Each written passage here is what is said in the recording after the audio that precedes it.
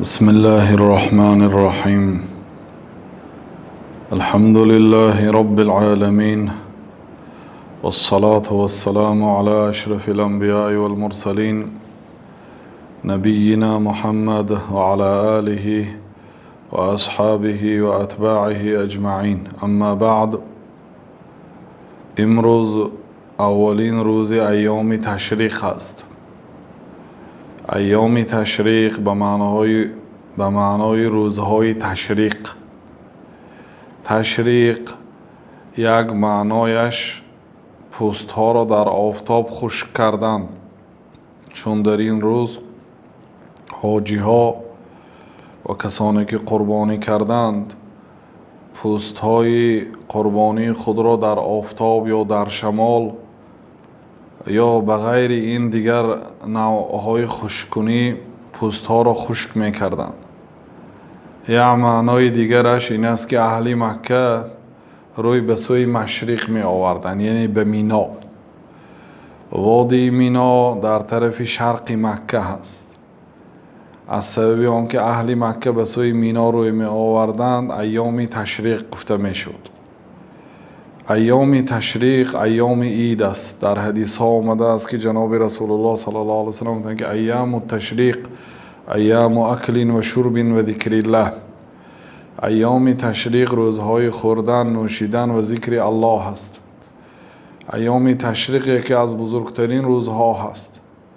روزهای قبول دعا هست و امروز اولین روزهای ایام تشریق است و امروز حاجی ها بعد در آمدن وقت پیشین به 3 جمرات سنگ می پرتایند: خردی، میانه و عقبه. کسی که تا از آن پیشین اگر سنگ پرتاید اون حساب نمی شود، برای آنکه این نوعی سنگ پرتایی پیش از در آمدن وقت است. روز عید بعد بر آمدن آفتاب است، سرشوی سنگ پرتایی تا غروب آفتاب. اما روزهای ایام تشریق که امروز اولینش هست، سنگ پرتایی بعد از آن پیشین میشد، بعد زوال، یعنی بعد اینکه آفتاب زوال کرد، یعنی وقتی پیشین در آمد. بنابراین حاجی های عزیز به فتواهای هر کسی اهمیت ندهید، چون پیامبر صلی الله علیه و سلم منتظر شدند وقتی زوال را. وقتی که آفتاب زوال کرد، یعنی پیشین که در آمد، پیش از آن که نماز پیشین خوانند اول سنگ زدن، یعنی این ابتدای وقتی سنگ زنی هست. و گفتن که خذوا عنی مناسککم، عبادت حجتان را از من آموزید. گفتن یعنی هر کاری که پیامبر صلی الله علیه و سلم کردند آن کار را کنید. و امروز ان شاء الله بعضی از احکام سنگ پرتایی و طواف افاضه و عملهای ایام تشریق خاصتا و قربانی در این مسئله ها صحبت میکنیم. حافظ ابن قدامه رحمت الله علیه حدیث 242 را ذکر کرده. گفتن که عن عایشه رضی الله عنها قالت حججنا مع النبي صلى الله عليه وسلم فأفضنا يوم النحر فحاضت صفية فأراد النبي صلى الله عليه وسلم منها ما يريد الرجل من أهله فقلت يا رسول الله إنها حائض قال أحابستنا هي؟ قالوا يا رسول الله أفاضت يوم النحر قال أخرجوا. وفي لفظ قال النبي صلى الله عليه وسلم عقرا حلقا أطافت يوم النحر قيل نعم قال فانفري. حضرت عایشه مادر مومن ها الله تعالی از ایشان راضی باشد و از پدرشان میگویند که ما همراهی جناب رسول الله صلی الله علیه وسلم حج کردیم و فافضنا یوم النحر، روزی عید قربان ما به سوی طواف وداع رفتیم، یعنی در روز اول طواف وداع کردند.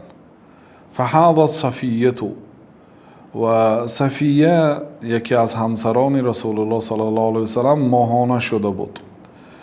پس پیامبر صلی الله علیه وسلم از او خواستند چیزی که مرد از همسرش میخواهد.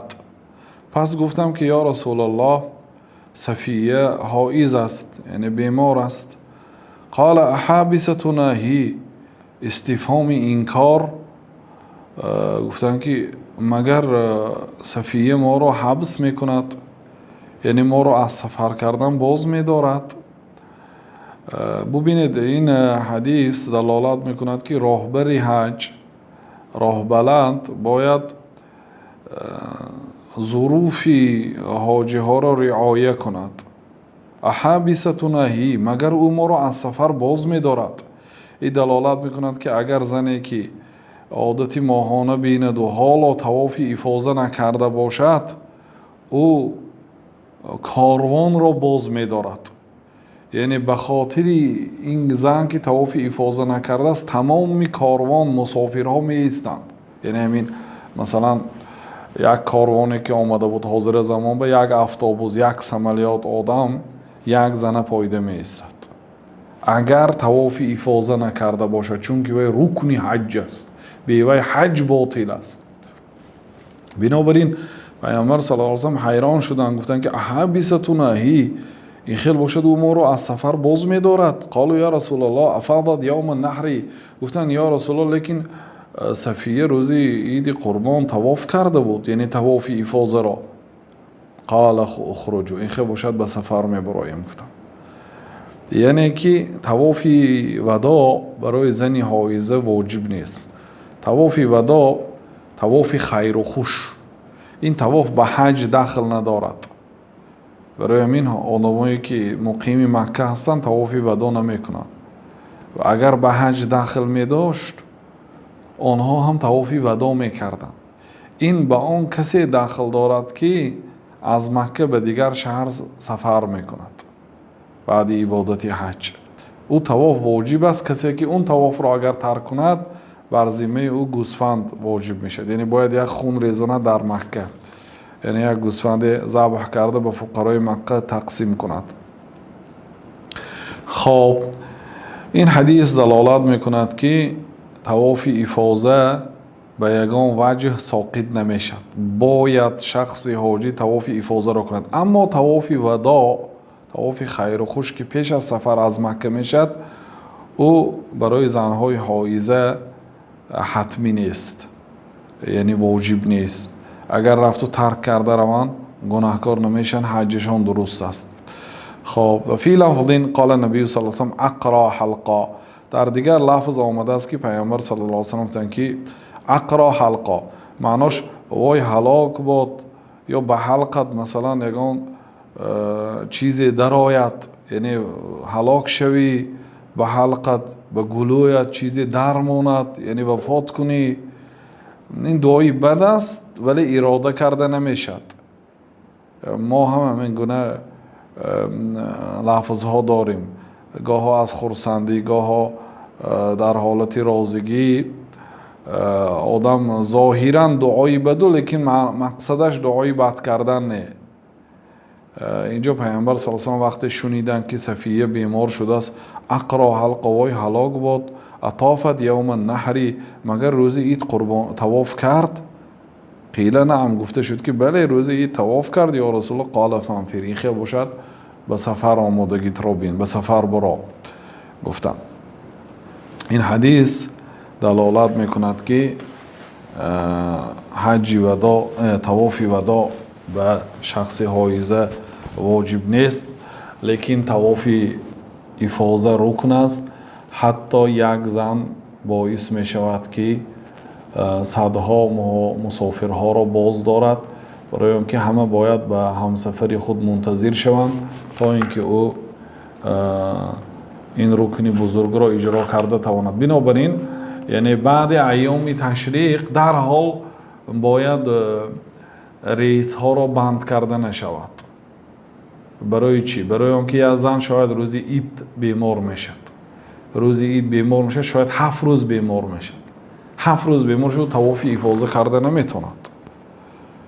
و باید این چیزای به نظر گیرد راه بلدها وزارت حج، آنهایی که مسئول حج هستند، چون پیامبر صلی الله علیه و سلم احابیست نهی گفتند مگر این صفیه ما رو از سفر باز می‌دارد.